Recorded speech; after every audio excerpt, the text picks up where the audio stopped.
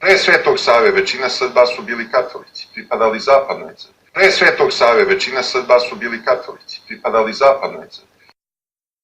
Nadalje, Stefan Prvovjenčani, stariji brat Ratka Nemanje, 1217. dobio kraljevsku krunu od pape Honorija. U udžbeniku Nacionalna i pravna istorija naroda Jugoslavije iz 1989. godine grupa autora koji su sačinjavali Đorđe Janković, Mirko Mirković i Dragoš Jeftić ilustrativno piše o mješovitoj rimokatoličkoj i pravoslavnoj vjeroispovijesti Srba u vrijeme Dušanovog carstva, znači oko 1350. godine.